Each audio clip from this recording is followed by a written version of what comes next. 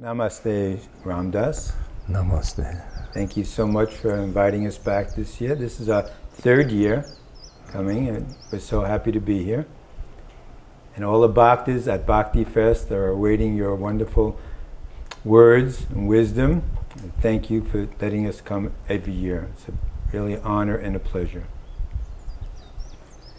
So I want to just namaste to all of them, all of you, I guess, all of you, all of you. Yeah. Very nice, thank you.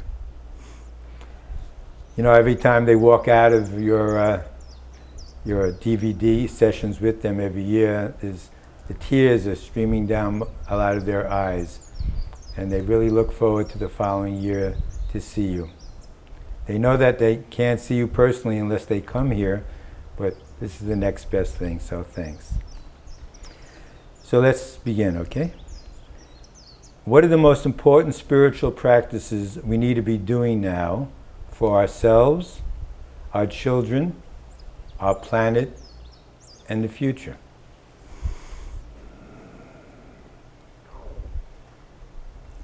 I think they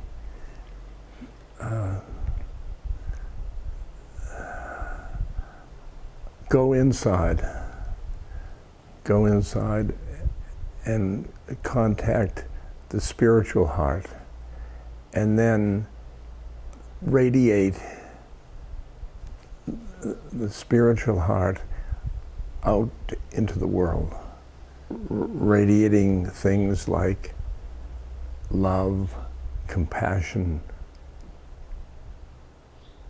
joy, peace, wisdom. They're all in each of us. You can't find peace out there, you find peace in there. And our peace, if you want to live in peace, then you've got to bring it out from your inner being. And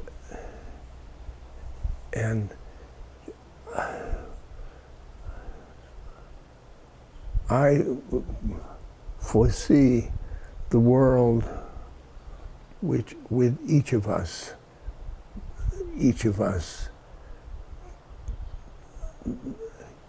manifesting that God in us, and then would be another world.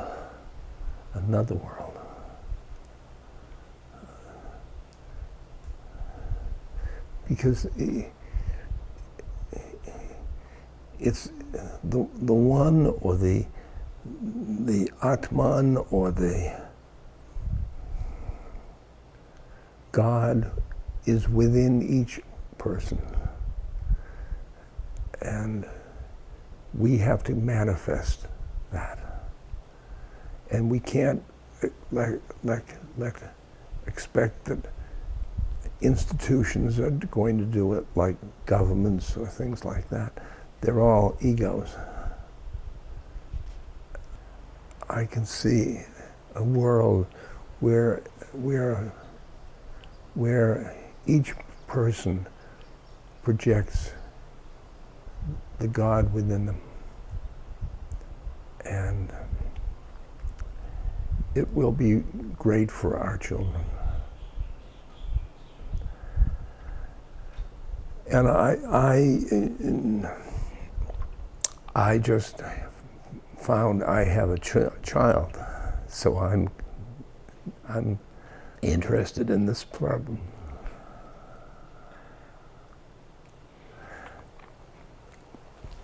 He's 52.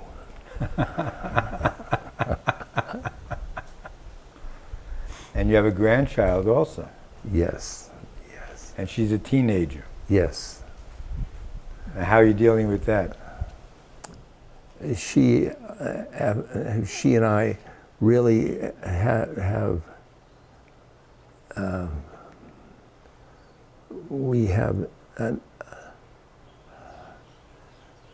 connected with each other, and she sees me as her bio grandfather, and I'm a mystery to her, and she's a mystery to me. But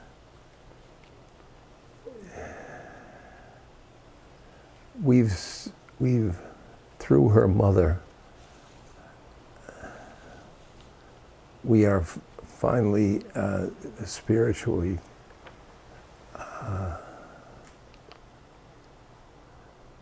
connecting.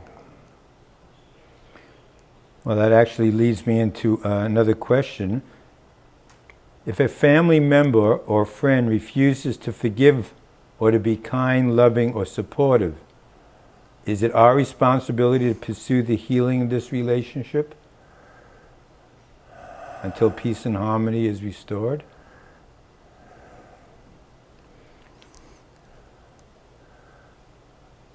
Our responsibility is to love the person. That's probably the thing they need most. Don't try to change them, and love them. That's the best thing to do. Isn't there some point where self-respect and self-love is more important?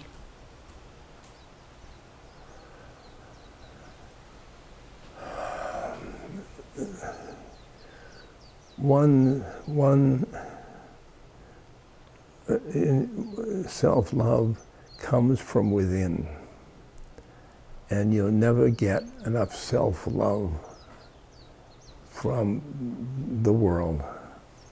The world. In my past, I looked to other people's eyes to find respect, but that never was, because, and God and Guru in our heart give us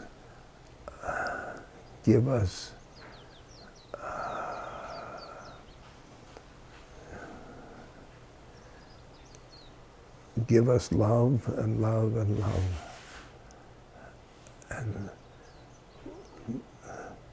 and they give us respect. But I think you'll don't expect love for yourself coming from the outside. Doesn't that require a certain amount of discipline in everyday life that people are going through, that they don't?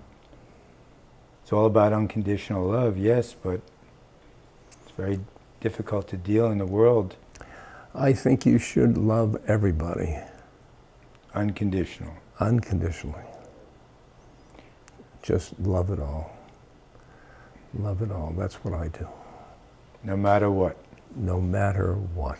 That's the key phrase. No matter what. And my guru, he said, Ram Dass, love everybody. And I said, I can't. And he came up nose to nose. He says, you are going to love everybody. And I think he was right. As I identify myself as my soul, it's easy. It's easy. Because then you can see the souls in other people. So can you talk a little bit about your spiritual tools that you use on a regular basis in order to find that?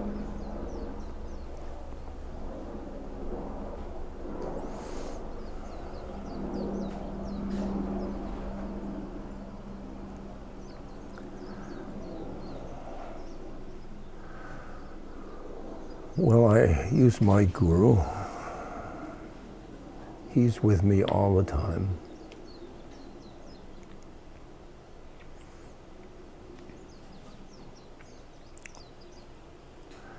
I use going inward to my intuition or my guru. I use repetitions of the names of God, which is the name of the whole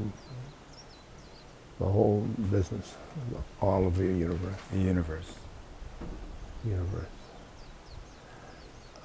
Mantra. Yes.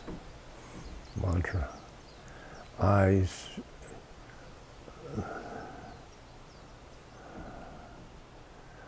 A kirtan.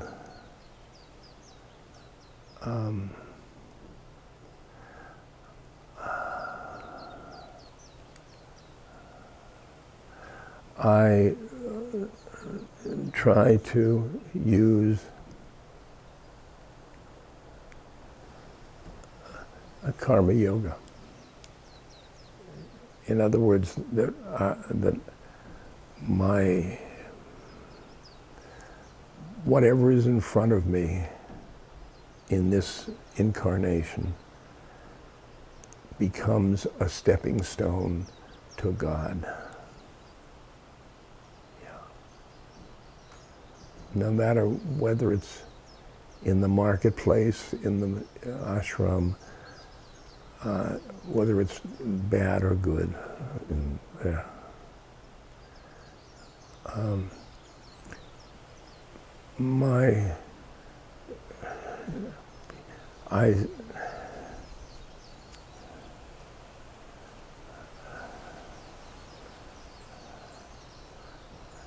Loving awareness is the way I image myself in the heart, loving awareness. In other words, I use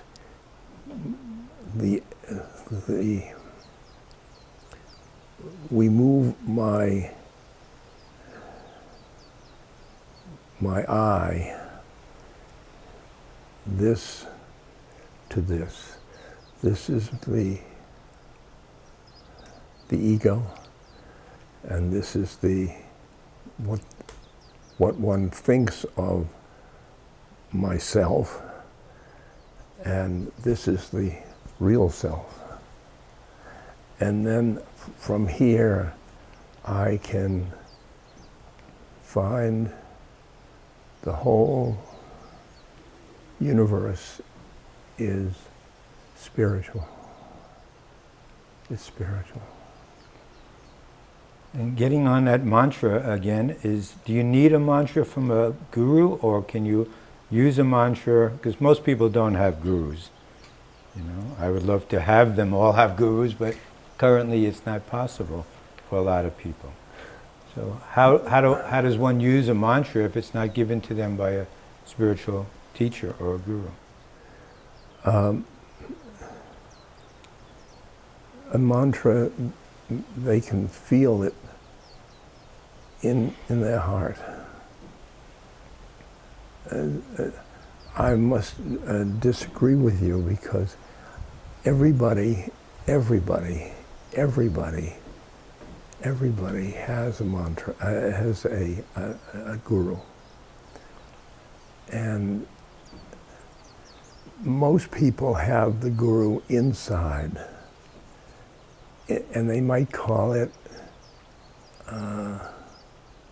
my intuition or something like that. But it's one of those few values, like wisdom, joy, love, compassion, peace. Those are inside us. It's a higher voice. The higher voice. Yeah. And those are, and each person has one of those. They may not be physical plane. I went to India and met a man who came to my guru. But it's not.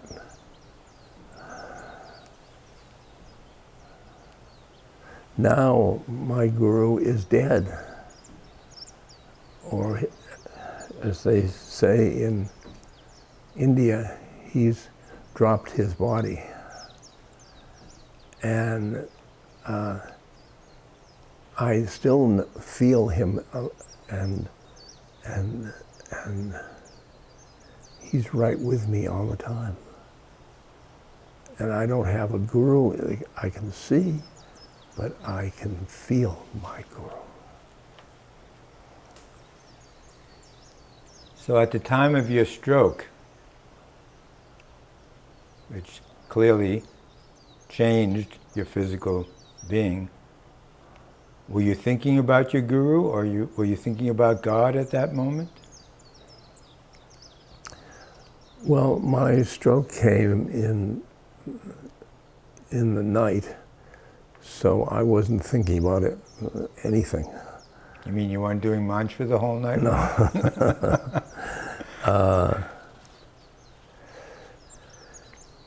In the morning, when I was being wheeled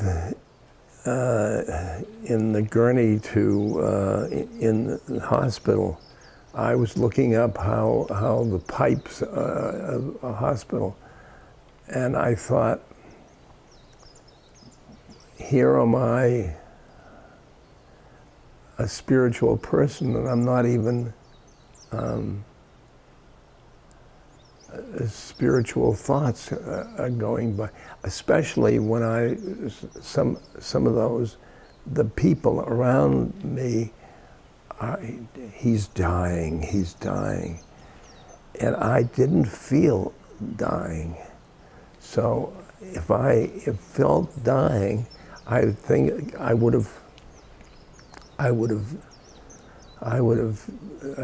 spiritual thoughts. But I said,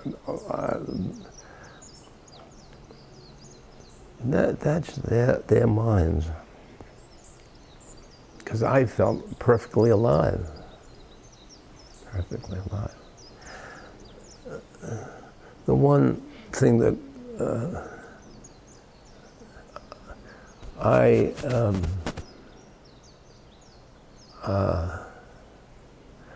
I got depressed for about 2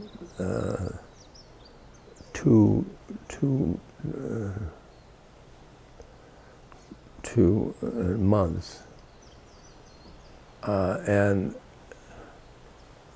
after the stroke, and they all thought I was depressed about the stroke.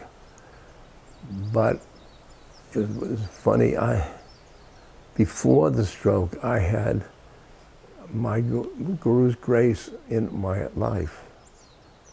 And then I looked at the picture of his picture that was on the wall in the hospital. And I said to him, "What, did you go to lunch or something? Why aren't you taking care of me? What about this stroke?" And he said,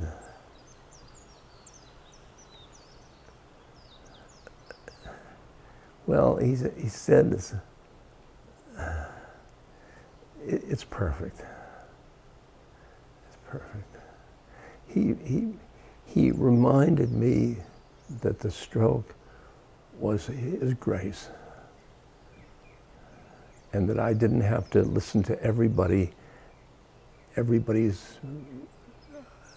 mind, and the culture, stroke, terrible stroke, terrible. And really, maybe this was something came from my guru. And I think in later days that I really decided that he didn't give me the stroke. The stroke came from nature or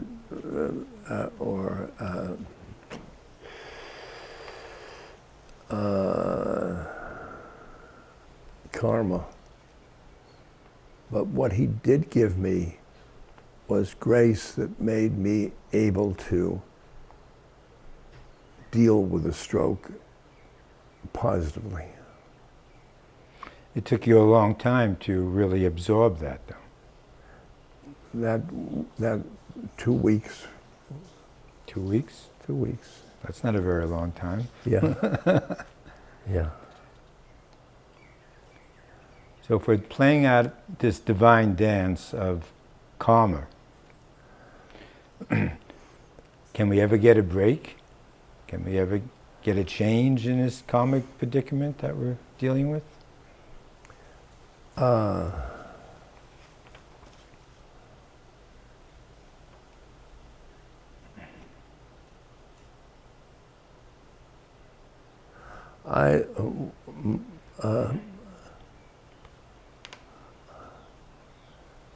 My incarnation is my karma from past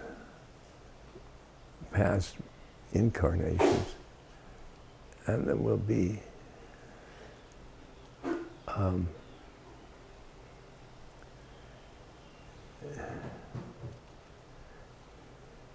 the break might be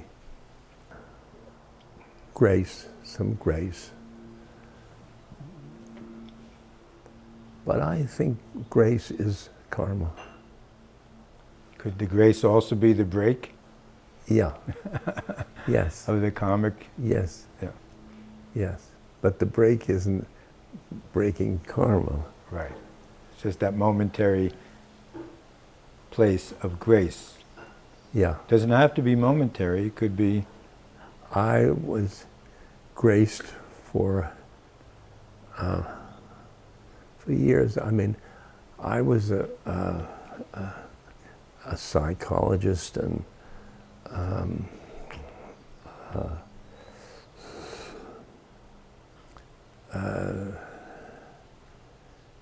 in a box, kind of thinking a certain way as psychologists do. And then I had psychedelics, and that opened me up and made me so that I could go to India and my guru, which I never would have done for as a psychologist. And those were things, I think, grace in my life, but they were a part of my karma. As psychedelics worked for you to take you to India because it opened you up to see that there was more. Yes. But that's not the case for most people. Well,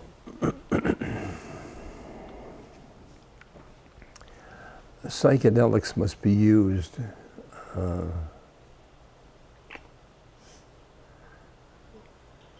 gently. And they should be used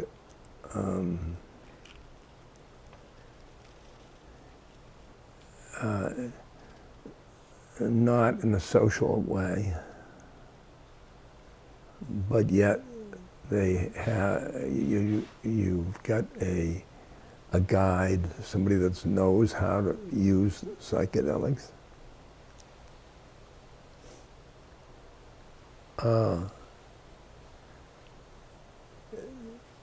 if you have problems, don't use psychedelics to solve the problem. Wait until they're very calm and very positive.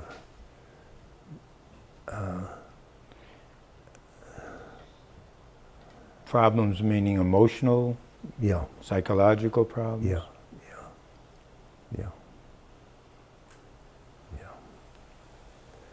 Because the minute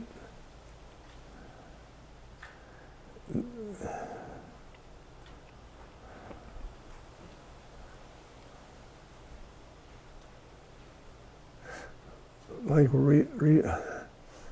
a fellow came to me and said he had a bad trip and he was blaming the psychedelics. And when I got to hear what had happened,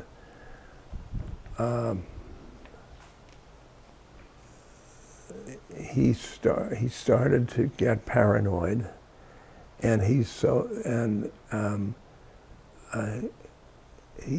somebody drove him to another house where there were some people he didn't know, and they were hostile to him, and so that's karma.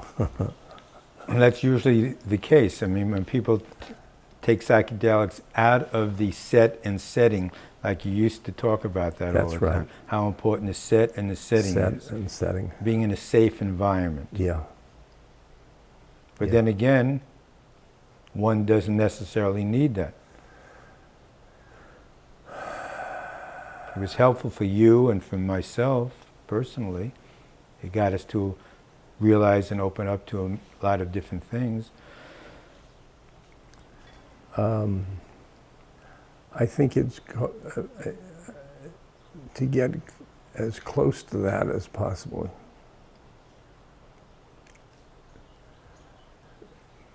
Because,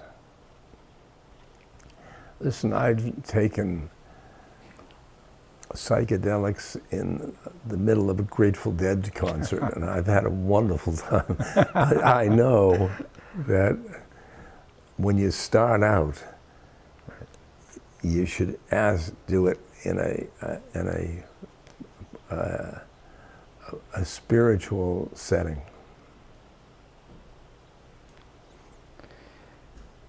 You know, everybody's concerned about the environment and what the future holds, and radioactiveness coming from Japan in the food and the water. Are you preparing for the future in any way? No.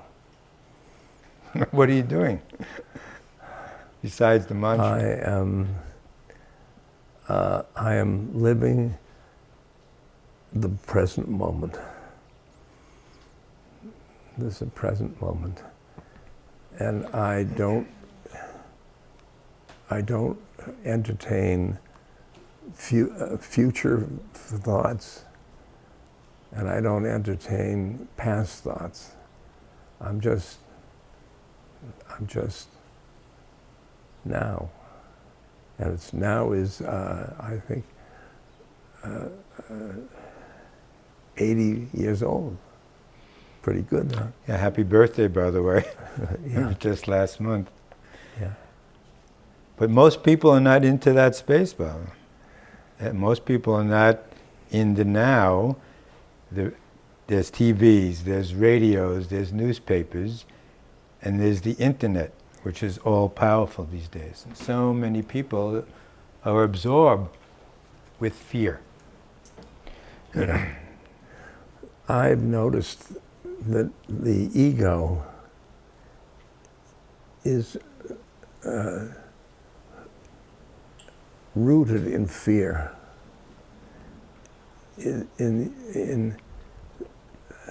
The self is separate from the earth, from the environment. And here, the soul can be part of the part. When you're in your soul,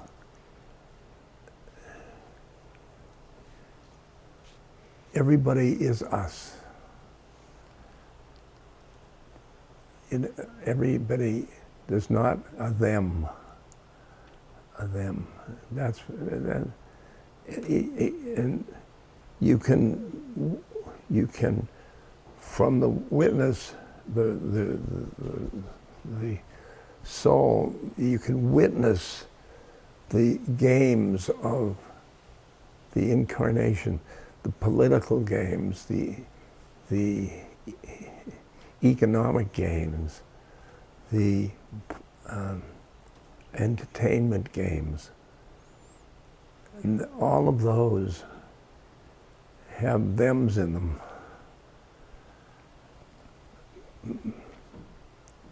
And you can stay inside and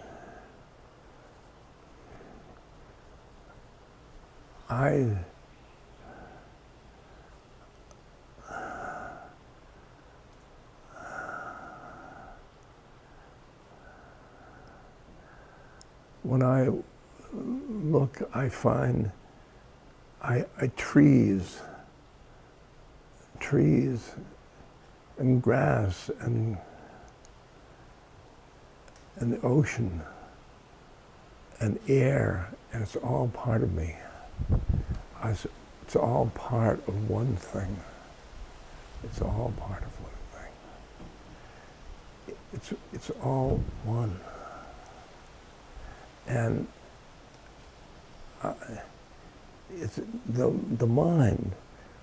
When I think of what I do is witness the mind, and most of the mind are thoughts, and most of what we are frightened of are our thoughts. Our thoughts. And quickly we can, in spiritual work, get to our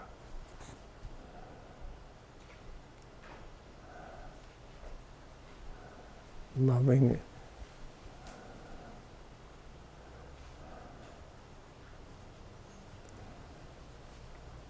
awareness,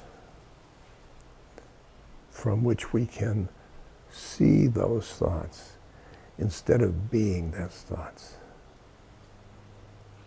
So are you saying from the witness state, we then react to our environment? Yeah. Yeah. And the reactions somehow, the distance from the games of the life. So one doesn't get attached by maintaining the distance. Yeah. Staying in that witness state. Yes. And learning how to come from that place. Yes. Yes. Yeah. Using some of the tools you described before, mantra, sure, kirtan, meditation. Ram, Ram, Ram, Ram. I can walk down the street. I can't wheel. I can wheel down the street, and Ram, Ram, Ram. I can Ramize the whole universe. Ramize, Ram, Ram, Ram, and Ram. It comes together as Ram. And Krishnamurti, in the old days when he was alive, when we used to go see him in Ojai, he used to say, you don't need a form of the mantra. You can use Coca-Cola, for example. It's the repetition that stills the mind. Well,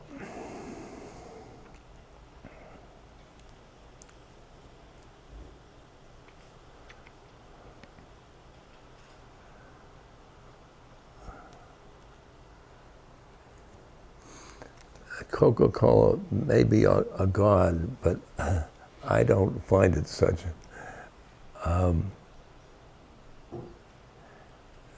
The repetition of God's name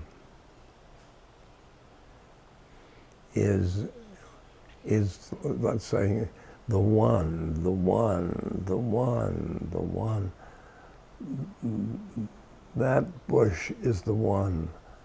This floor is the one. It's all, you are the one.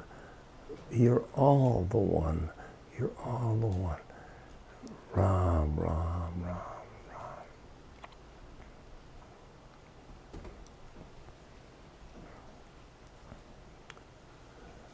Yeah. So, Baba, how can we deepen our faith? And how can we have faith and also remember to tie up our camel?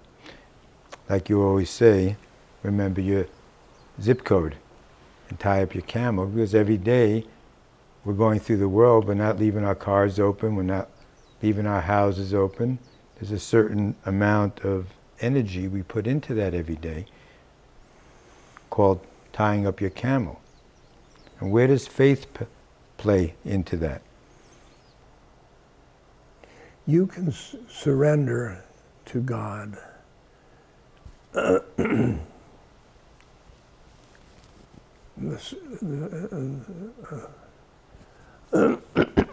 Faith.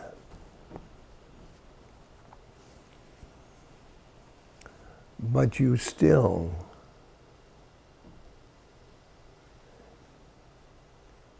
accept your responsibilities.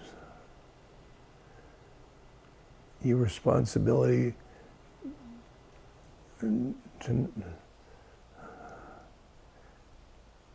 to play the game of society.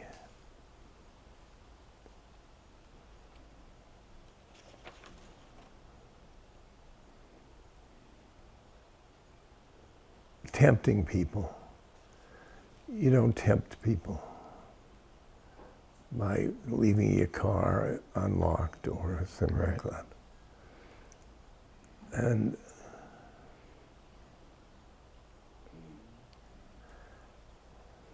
just because my faith in my guru and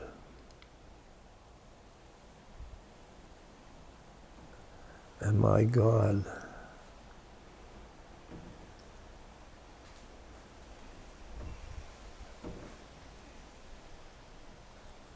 I think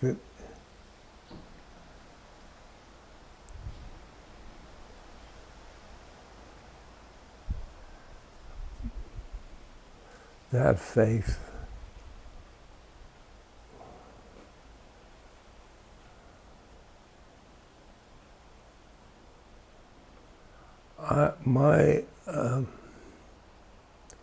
my actions come from a place in me where that God or that guru, and since we all have that, it's conscience or anything that we want to call it.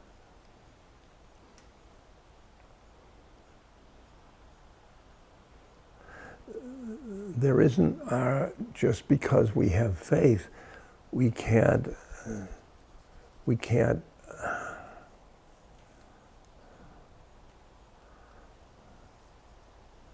walk away from our responsibilities. So how do we deepen that faith?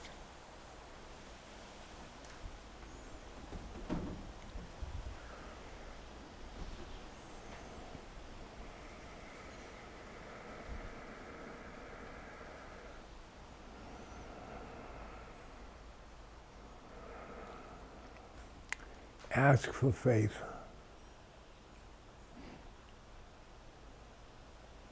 Ask for faith. Who are we asking?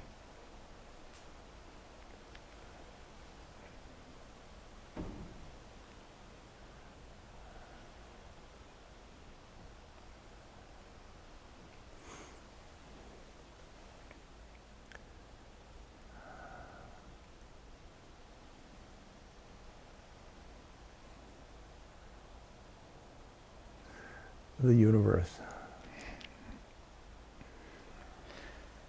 So then how can we distinguish between the voice of the ego and the inner voice?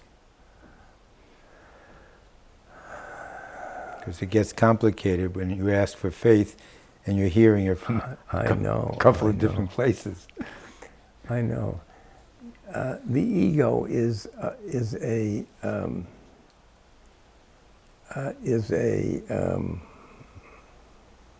thought. An ego is a thought surrounded by other thoughts, which you start. I'm that way, that way, that way. The ego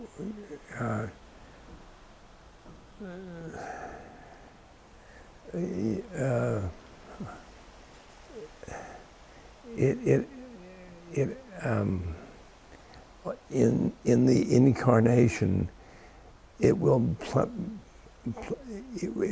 play roles. You can play a role of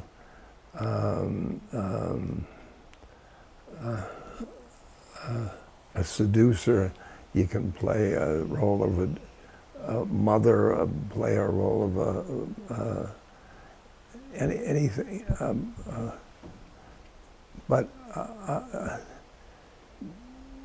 I don't think you want to stay caught in your mind too much. You're caught in your thoughts, and it's better to be a role, better to be a soul than a role.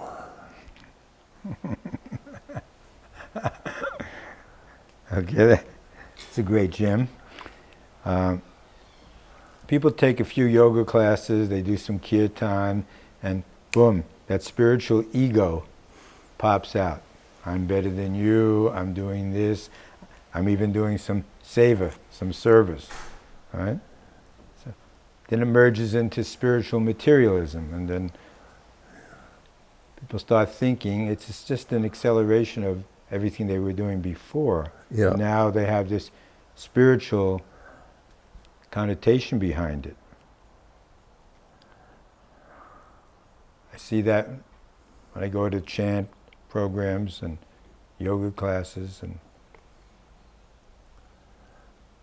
very few are still taking it outside and saying, what can I do for my fellow man? How can I serve humanity in a better way?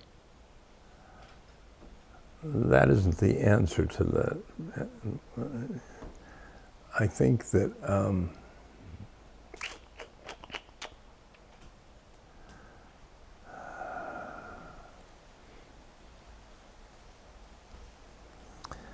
the ego is going to be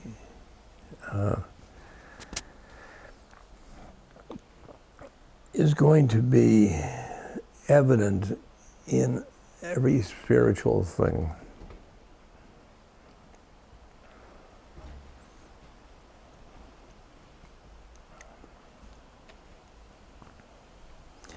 And you've got to get rid of the ego by witnessing your thoughts.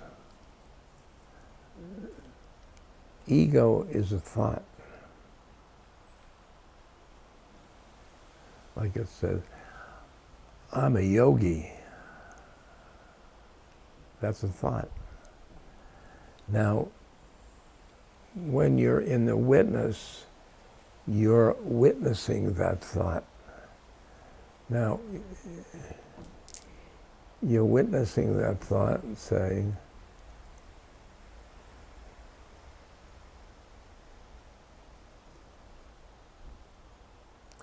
that's not getting me to God. That's not getting me to God.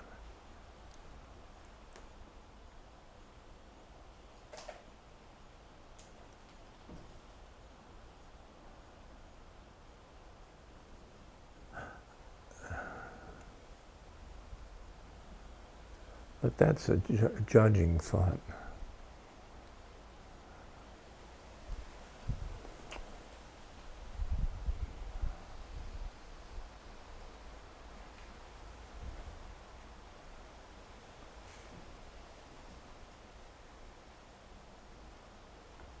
Maybe the spiritual ego is a little bit better than the raging ego of negativity. Yeah. But it's still kind of crappy. Right. I've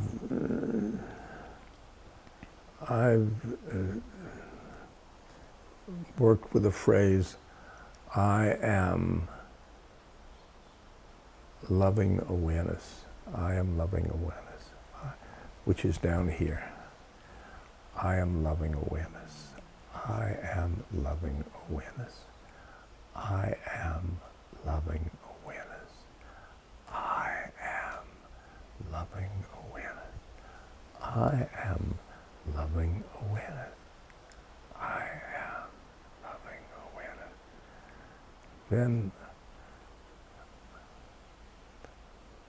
I'm not Richard. I'm maybe Richard to you, but I am loving awareness to myself. I am loving awareness. I am loving awareness. I am loving awareness. I am loving awareness. Yum, yum, yum, yum, yum. So, we're getting old, we're aging. What have you learned about aging, and what's the best ways to counteract the effects of aging? Well, first of all, I don't age. My body ages. It's like I have an old car, and the car squeaks and all things like that. That's what my body is like. It's like an old vehicle for this plane. And that's mainly what age does in the body. Now my consciousness is infinite,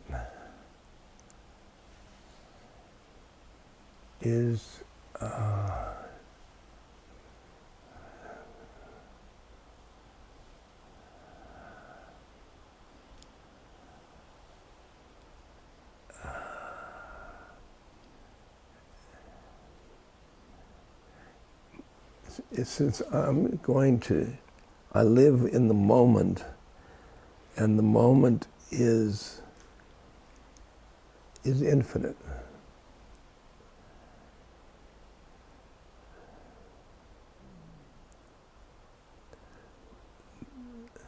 I don't live in time,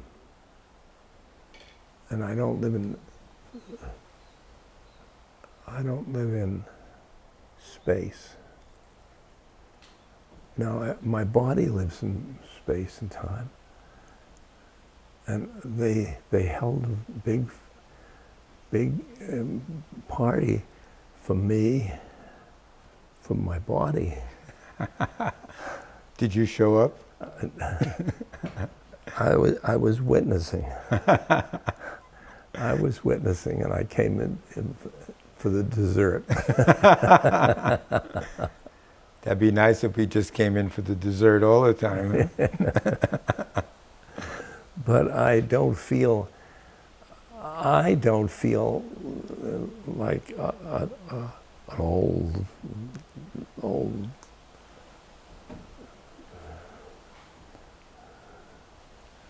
80-year-old. So you're safe here on Maui. Huh? You're very safe. You have a safe environment here on Maui. But a lot of other people don't feel safe. Well, I could make myself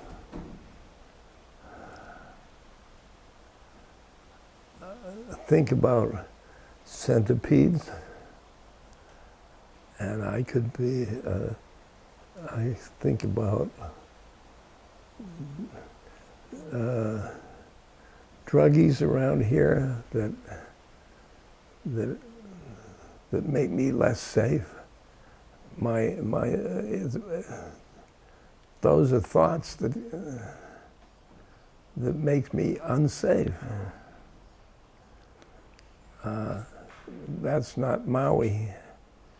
Maui is as safe as place is, and no less than safe. I mean, so every place would be then, if somebody was saying, where is there a safe place on earth to live? It's wherever you are. Wherever you are. As long as you keep those unsafe thoughts out of your mind. Yes, yes, yes. I am very content. Content. And of course, this island is very healing.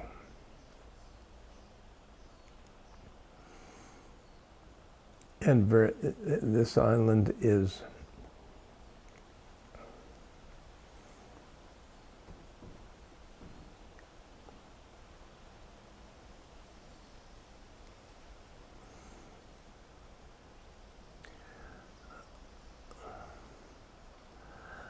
out of the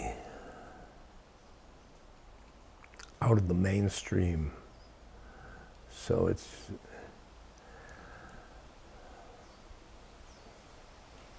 I can appreciate the ocean and the wind.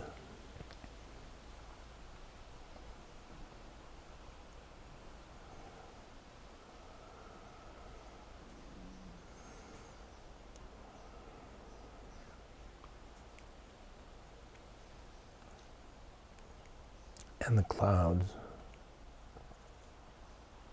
and the rain,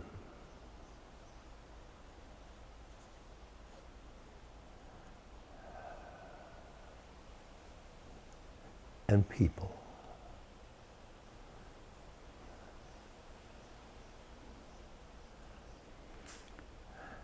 You can take them one by one.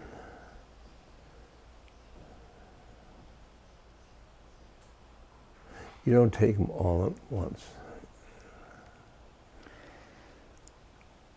Most people are working in jobs that have no bearing on their unique talents. They're sort of enslaved to making a living, paying their bills, paying their rent. Mostly everybody is working for every month.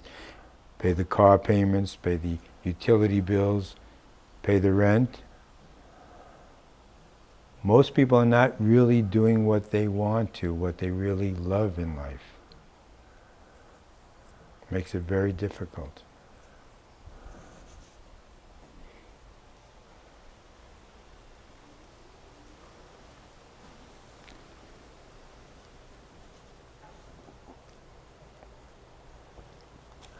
But I bet that's their mind. That's their mind.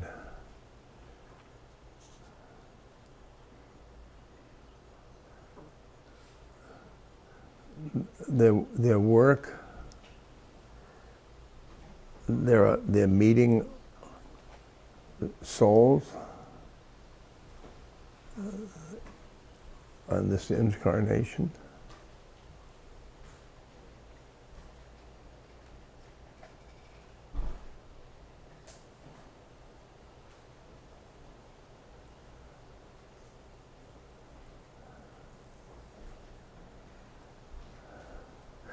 They're entrenched in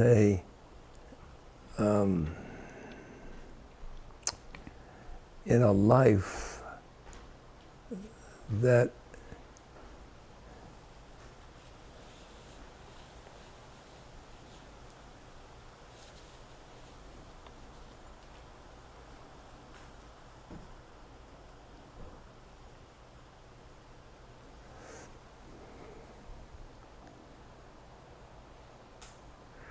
they want. They want their car, and they want their house, and they want their child to be happy. And they want. And that's all part of that. But I think also it's a thing in their mind. I have a job. God damn it, I have a job. And the job is not, it's not,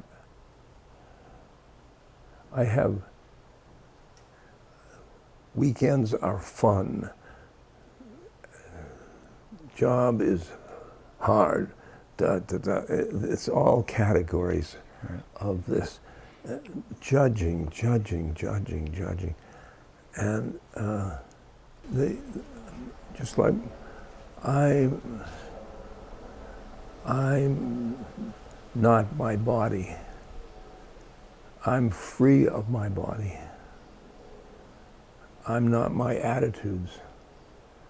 I'm free of my attitudes. I'm not my job. I'm not my roles. I don't have to be Ram Dass.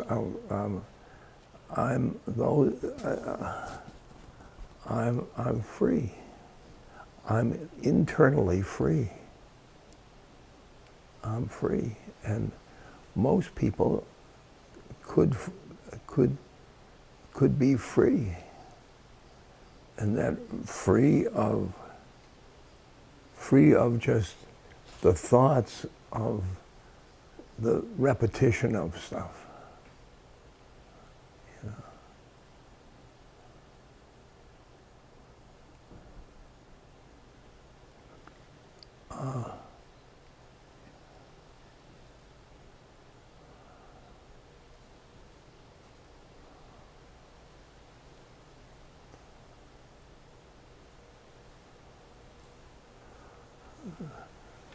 Jobs.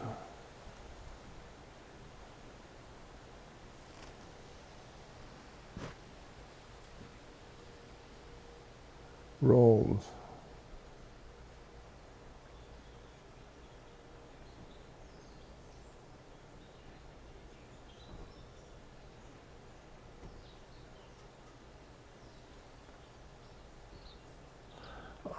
I've seen pictures of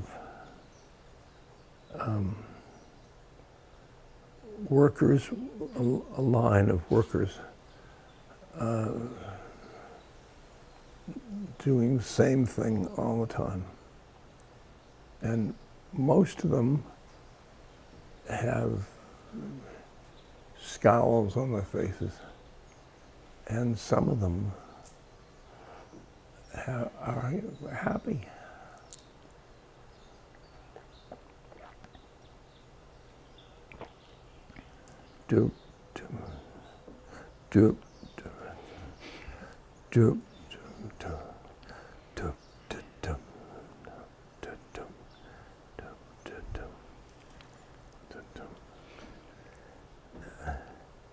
So they're doing their mantra.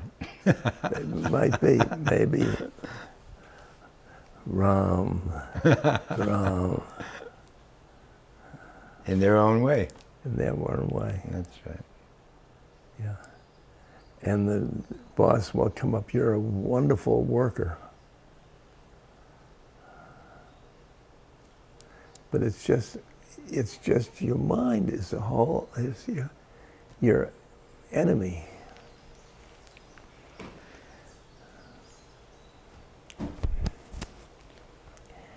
And the mind is a siddhi. But we use it to beat ourselves.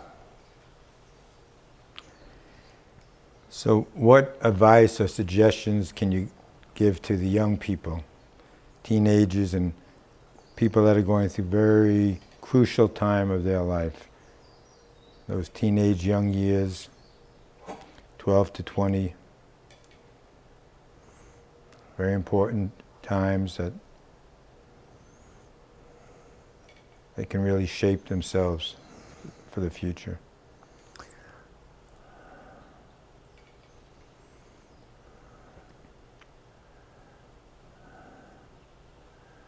I would get free of that, free of the melodrama.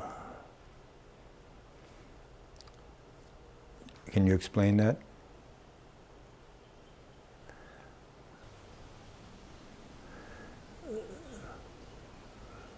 If you internally